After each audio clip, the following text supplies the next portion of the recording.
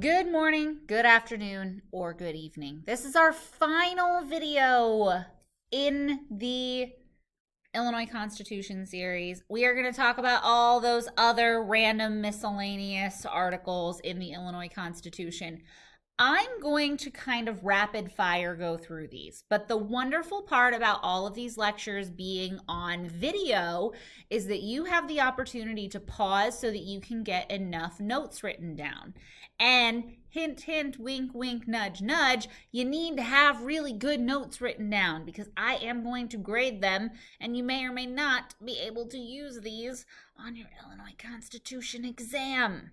All right? So, let's get into it. Let's talk other articles of the Illinois Constitution.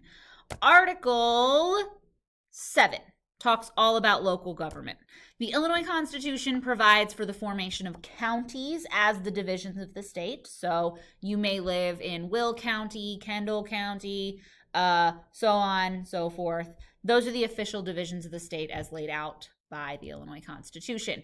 Each county is required to have 3 offices plus a county board. So the county government is called the county board.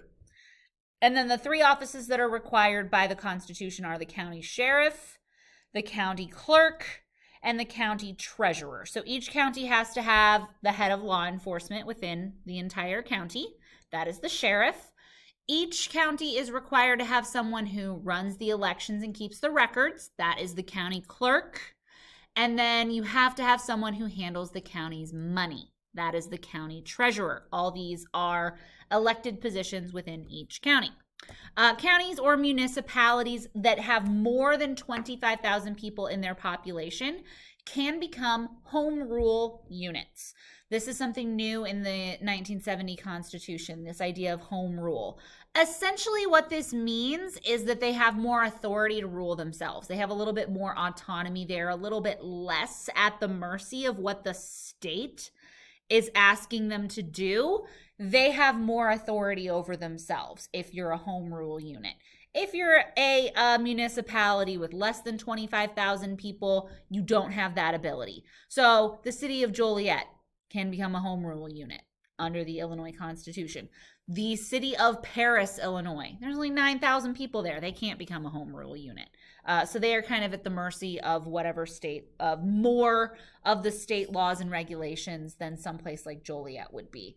And so sometimes when I talk to my family from small town Illinois, they say, how does Joliet get away with doing so many of the things it does? Well, because they simply have more people, and that's the way our state is set up.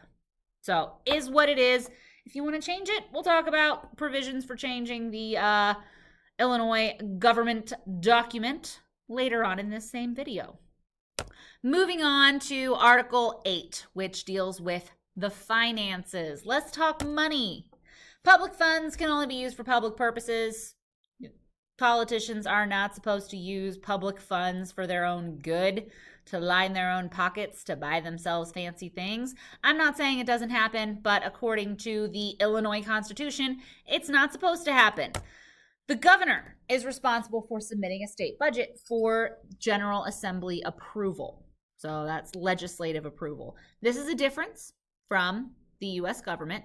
In the U.S. government, the House of Representatives is responsible for submitting a state budget. The president does have some input, can offer input from the Council of Economic Advisors, but they're not in charge of submitting the budget. Here in Illinois, that's the governor's job. The General Assembly will also provide a system for accounting and auditing. Auditing means overseeing the use of funds, making sure they're going to the correct places. The state's money. So the legislative branch figures out how the money is going to be kept track of and how they can kind of oversee where the money goes. And they can do this at all levels. So wherever state money is going, if state money is going to the city of Joliet, if state money is going to Will County, if state money is going to Kendall County, if state money is going all the way down state to Edgar County, the General Assembly of Illinois can oversee the use of those state funds. Article 9 talks about revenue. So how does the state obtain money? The Illinois General Assembly has the exclusive power to raise state taxes. So, legislative branch, they get the power to raise the taxes. They base real estate taxes on what property values are based on a valuation set by the General Assembly. They have a lot of power when it comes to taxing. They also control how much personal property taxes are. There are exemptions listed in the state governing document. State properties exempt from taxes, local government units, school districts, churches, cemeteries, and charities do not have to pay state taxes. And then debt can be incurred or paid by a law that the General Assembly passes, or voters can vote to take on more state debt. Article 10 deals with education. So the state must provide free K through 12 education, must be provided and funded by the state government. So kindergarten through 12th grade must be provided by the state.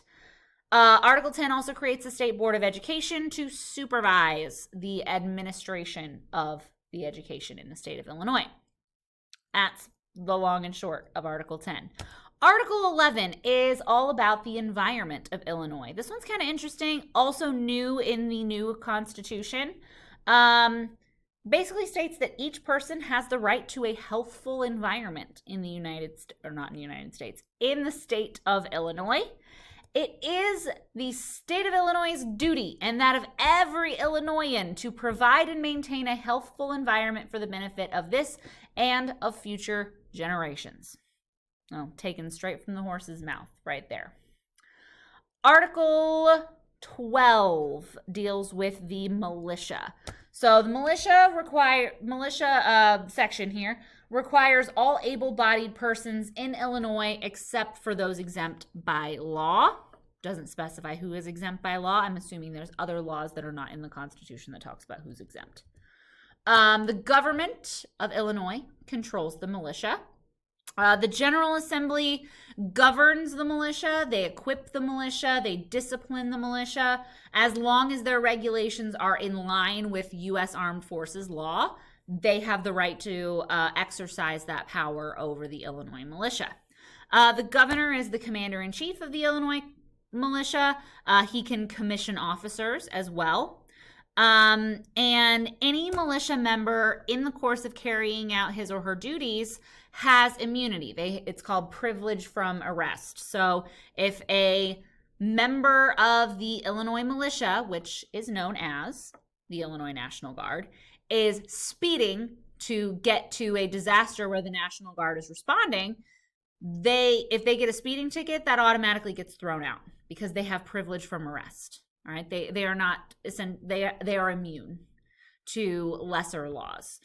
They murder somebody on the way there, then they're going to get in trouble for that. But for the most part, as long as it's something mild like speeding, they have privilege from arrest.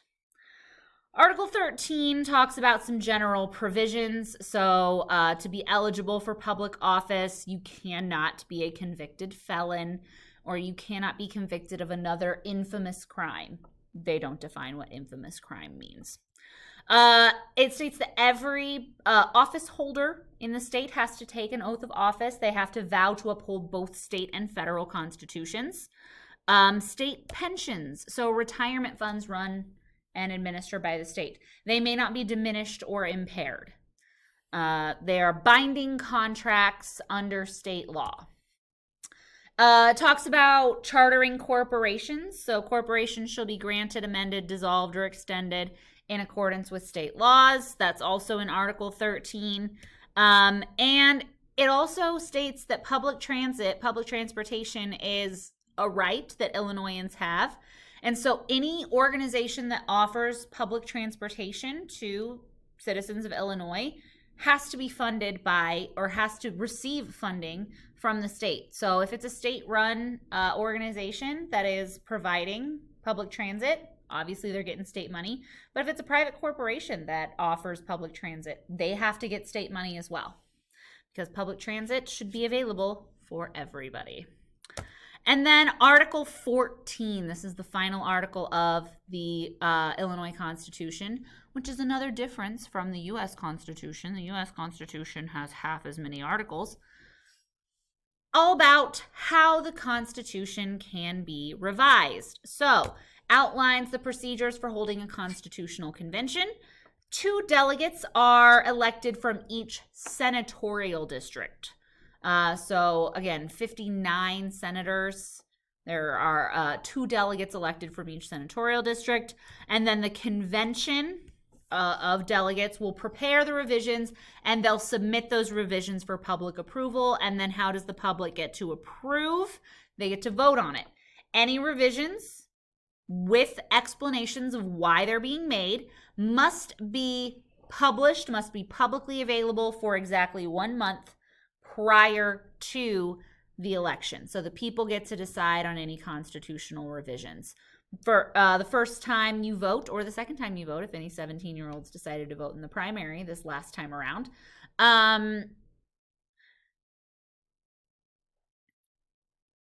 might have noticed that if you go in to vote, you'll notice that sometimes, please vote on such and such constitutional amendment. That's because the people of Illinois have to. Amendments to the Constitution have to be approved by a 3/5 vote in both the House and the Senate. And you also need 3/5 of each House in order to call for a constitutional convention to amend or scrap and rewrite the Constitution. And that is it. That is the entire Illinois Constitution. If you'd like to kind of dig a little bit more into what some of these provisions mean, feel free to come to me and ask, or also feel free to look it up in your Illinois Handbook of Government. Everything is spelled out in so many words in that document. And I have already told you in class where to find that. Make sure that you have adequate notes over these. I will be collecting them, and you will want to use them down the road for your Constitution exam. All right, have a wonderful evening. I will see you all in class.